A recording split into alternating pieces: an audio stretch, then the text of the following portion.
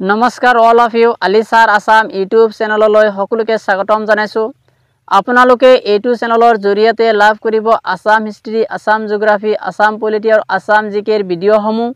এই ভিডিঅ'সমূহ অসমৰ যিকোনো কম্পিটিটিভ এক্সামৰ বাবে উপযোগী হোৱাকৈ প্ৰস্তুত কৰা হৈছে। এই ভিডিঅ'সমূহ APSC, high school TET, higher secondary TET, ADRE আৰু আসাম পুলিচৰ এক্সামৰ বাবে অতিকৈ প্ৰয়োজনীয়। আজি মই এইটো ভিডিঅ'ৰ জৰিয়তে আলোচনা কৰিম ফিজিঅ'গ্ৰাফি অফ আসাম বা জিঅ'গ্ৰাফিকেল ডিভিজন অফ আসাম অৰ্থাৎ অসমৰ ভৌগোলিক বিভাজন। এই সম্পৰ্কে আজি মই এইটো ভিডিঅ'ত ডিটেইলছত আলোচনা কৰিম। এইটো ভিডিঅ' চোৱাৰ পিছত ফিজিঅ'গ্ৰাফি অফ আসামৰ ওপৰত যিকোনো কুৱেশ্যনৰ এনসাৰ কৰিব পাৰিব। আপোনালোকে অসমৰ যিকোনো কম্পিটিটিভ এক্সামত ইয়াৰ পৰা কুৱেশ্যন পাবই। এতিয়া মই আজিৰ ভিডিঅ'টো আৰম্ভ কৰিবলৈ লৈছোঁ। ফিজিঅ'গ্ৰাফি অফ আসাম। অসমৰ ভূমিক চাৰিটা ভৌগোলিক ভাগত ভাগ কৰিব পাৰি। যে অসমৰ ভূমিক, অসমৰ মাটিক আমি কিমানটা ভৌগোলিক ভাগত ভাগ কৰিব পাৰি? বোলে চাৰিটা ভৌগোলিক ভাগত ভাগ কৰিব পাৰি। ব্ৰহ্মপুত্ৰ উপত্যকা, বৰাক উপত্যকা, কাৰ্বি মালভূমি আৰু বৰাইল তথা দক্ষিণ পাৰ্বত্য অঞ্চল। বৰাইল তথা দক্ষিণ পাৰ্বত্য অঞ্চল এইকেইটা ভাগত আমি অসমৰ মাটিক ভাগ কৰিব পাৰি। এই বিষয়ে মই এইটো ভিডিঅ'ত ডিটেইলছত আলোচনা কৰিম। আপোনালোকে নিশ্চয় ধৈৰ্য সহকাৰে ভিডিঅ'টো চাই থাকক আৰু আপোনালোকে নিশ্চয় মোৰ চেনেলটোক ছাবস্ক্ৰাইব কৰিব।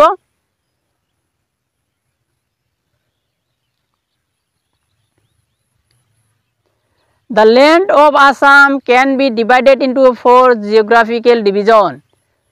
এতে কোৱা হৈছে যে অসমৰ ভূমিক চাৰিটা ভৌগোলিক ভাগত ভাগ কৰিব পাৰি।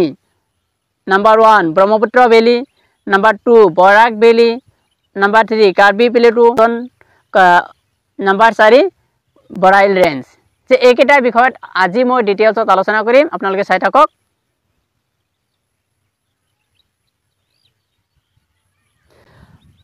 ব্ৰহ্মপুত্ৰ উপত্যকা বা ব্ৰহ্মপুত্ৰ ভেলী। অসমৰ আটাইতকৈ ডাঙৰ ভূপ্ৰাকৃতিক বিভাগ হ'ল ব্ৰহ্মপুত্ৰ উপত্যকা। যে অসমৰ আটাইতকৈ ডাঙৰ ভূপ্ৰাকৃতিক বিভাগটোৰ নাম হ'ল ব্ৰহ্মপুত্ৰ ভেলী বা ব্ৰহ্মপুত্ৰ উপত্যকা। ব্ৰহ্মপুত্ৰ উপত্যকাৰ মাটিকালি হ'ল 58,315 বৰ্গ কিলোমিটাৰ আৰু ব্ৰহ্মপুত্ৰ উপত্যকাৰ মাটিকালি কিমান? 58,315 বৰ্গ কিলোমিটাৰ। ব্ৰহ্মপুত্ৰ উপত্যকা 720 বা 725 কিলোমিটাৰ দীঘলে আৰু বহলে প্ৰায় 80 কিলোমিটাৰ।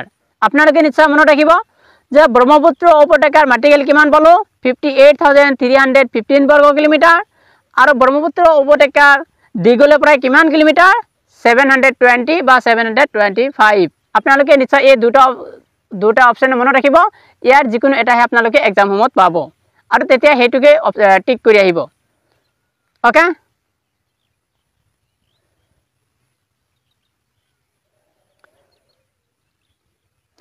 পৃথিৱীৰ ভিতৰত আটাইতকৈ ডাঙৰ নদীদ্বীপ হ'ল মাজুলী। আৰু আমি নিশ্চয় জানো পৃথিৱীৰ ভিতৰত আটাইতকৈ ডাঙৰ নদীদ্বীপটো হ'ল মাজুলী, যিটো ব্ৰহ্মপুত্ৰ উপত্যকাত অৱস্থিত। আৰু এই মাজুলী যিটো নদীদ্বীপ, এই নদীদ্বীপটো কি আছিল? আমাৰ ব্ৰহ্মপুত্ৰ উপত্যকাত অৱস্থিত। মাজুলীৰ মাটিকালি হ'ল 880 বৰ্গ কিলোমিটাৰ আৰু মাজুলীৰ মাটিকালি কিমান? 880 বৰ্গ কিলোমিটাৰ। নিশ্চয় মনত ৰাখিব। মাজুলীক 2016 চনত জিলা হিচাপে ঘোষণা কৰিছে আৰু মাজুলীক অসম চৰকাৰে কেতিয়া জিলা হিচাপে ঘোষণা কৰিছে? 2016 চনত। নিশ্চয় মনত ৰাখিব।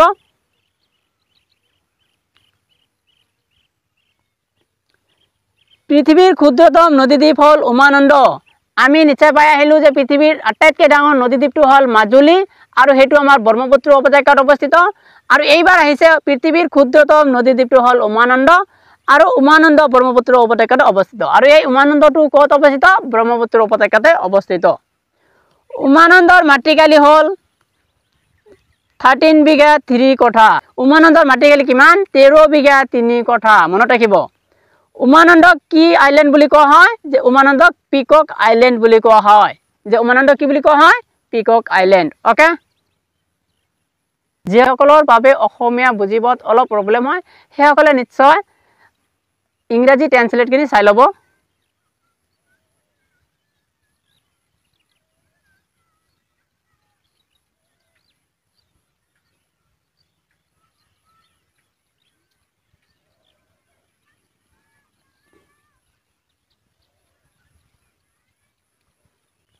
বৰাক উপত্যকা উত্তৰ কাছাৰ মণিপুৰ আৰু মিজোৰাম পাহাৰবোৰে তিনিওফালে আৱৰি আছে বৰাক উপত্যকাৰ মাটিকালি হ'ল 6962 বৰ্গ কিলোমিটাৰ আৰু বৰাক উপত্যকাৰ মাটিকালি কিমান 6962 বৰ্গ কিলোমিটাৰ বৰাক উপত্যকা 100 কিলোমিটাৰ দীঘল আৰু 96 কিলোমিটাৰ বহল আৰু বৰাক উপত্যকাটো দীঘলে কিমান কিলোমিটাৰ 100 কিলোমিটাৰ আৰু বহলে 96 কিলোমিটাৰ ওকে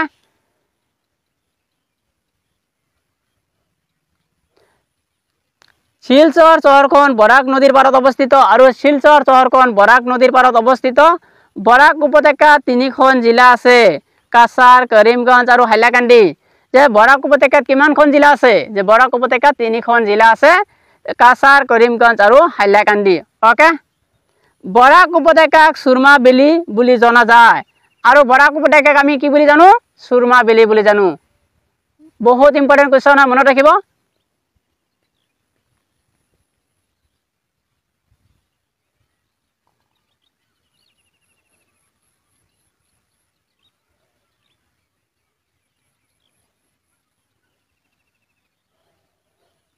কাৰ্বি মালভূমি কপিলী নদীয়ে কাৰ্বি মালভূমিক দুটা ভাগত ভাগ কৰিছে আৰু নিশ্চয় মনত ৰাখিব কাৰ্বি মালভূমি কোনখন নদীয়ে দুটা ভাগত ভাগ কৰিছে যে কপিলী নদীয়ে কাৰ্বি মালভূমিক দুটা ভাগত ভাগ কৰিছে প্ৰথম ভাগটো হ'ল ইষ্টাৰ্ণ পাৰ্ট আৰু দ্বিতীয়টো হ'ল ৱেষ্টাৰ্ণ পাৰ্ট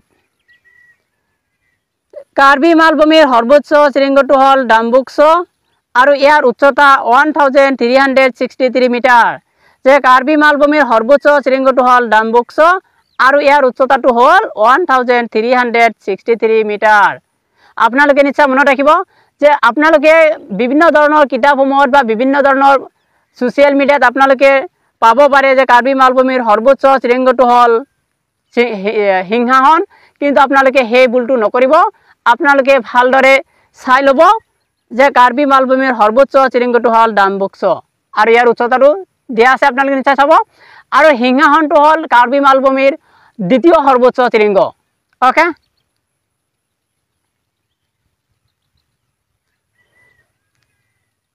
দ্বিতীয় সৰ্বোচ্চ শৃংগটো হ'ল সিংহাসন আৰু ইয়াৰ উচ্চতা 1359 মিটাৰ কাৰ্বি মালভূমিত ৰেংমা পৰ্বতমালা অৱস্থিত আৰু যেটো ৰেংমা পৰ্বতমালা আছে এটো কোনখন কোট অৱস্থিত কাৰ্বি মালভূমিত অৱস্থিত ওকে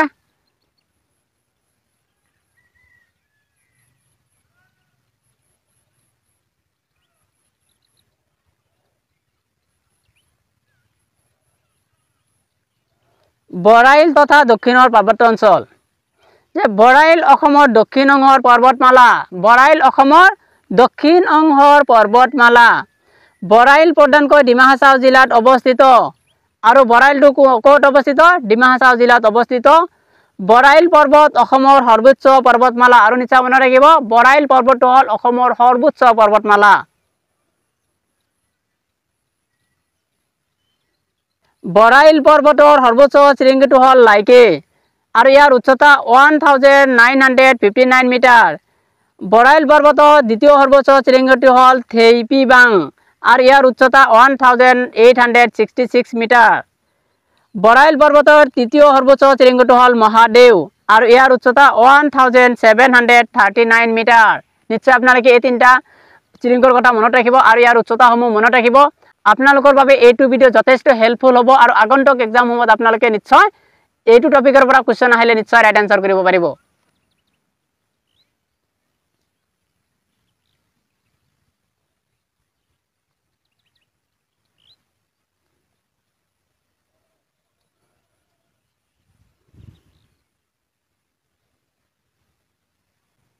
এতিয়া মই আপোনালোকৰ বাবে এটা MCQ সিৰিজ লৈ আহিছো যে এক্সাম সমূহত কেনেকুৱা ধৰণৰ কোৱেশ্চন হ'ব পাৰে ব্ৰহ্মপুত্ৰ উপত্যকাৰ মাটিকালি কিমান what is the area of Brahmaputra valley যে ব্ৰহ্মপুত্ৰ উপত্যকাৰ মাটিকালি কিমান অপচন এ 54315 স্কয়াৰ কিলোমিটাৰ অপচন বি 56315 স্কয়াৰ কিলোমিটাৰ অপচন সি 58315 স্কয়াৰ কিলোমিটাৰ অপচন ডি 59315 স্কয়াৰ কিলোমিটাৰ আমি যদি চাও এই অপচন কেইটাৰ ভিতৰত ৰাইট অপচন হ'ব অপচন নম্বৰ সি কি আছিল আমাৰ 58,315 স্কয়াৰ কিলোমিটাৰ বা বৰ্গ কিলোমিটাৰ ওকে মনত ৰাখিব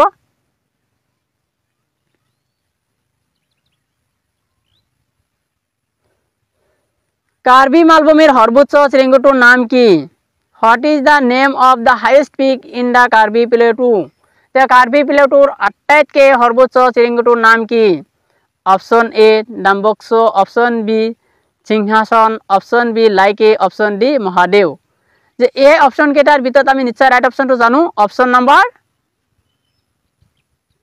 এ কি আছিল ডাম্বক্সো নিশ্চয় আপোনালোকক কোৱা হৈছে কিন্তু আপোনালোকে বিভিন্ন মিডিয়া সমূহত বা বিভিন্ন ইউটিউব চেনেল সমূহত আপোনালোকে সিংহাসন পাব পাৰে কিন্তু হেতু নহয় সিংহাসন নহয় এটো কি ৰাইট অপশন হ'ব অপশন নম্বৰ এ ওকে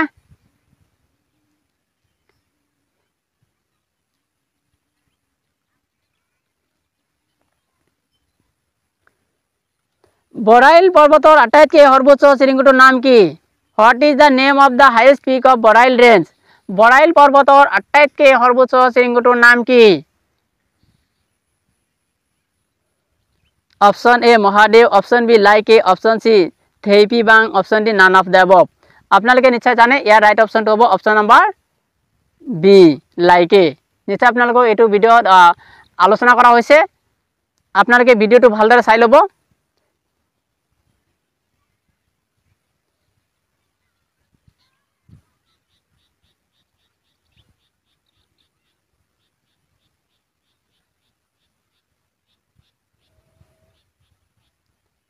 বৰাক উপত্যকাত কিমানখন জিলা আছে যে বৰাক উপত্যকাত কিমানখন জিলা আছে option how many districts are there in the Barak valley যে বৰাক উপত্যকাত কিমানখন জিলা আছে option A 7 option B 6 option C 5 option D 3 যে এই অপশন কেইটাৰ ভিতৰত আমি যদি চাও ৰাইট অপশন হ'ব অপশন নম্বৰ ডি যে বৰাক উপত্যকাত কিমানখন জিলা আছে বৰাক উপত্যকাত 3খন জিলা আছে আৰু সেই 3খন জিলা কি কি আছে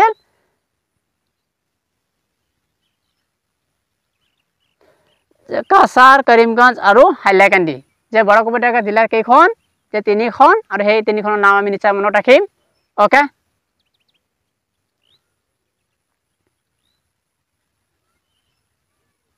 আজিৰ ভিডিঅ'টো লাষ্ট কোৱেশ্চন যে কাৰ্বি মালভূমি কোনখন নদীয়ে দুটা ভাগত ভাগ কৰিছে যে কাৰ্বি মালভূমি কোনখন নদীয়ে দুটা ভাগত ভাগ কৰিছে Which river divides the Karbi Plateau into two parts?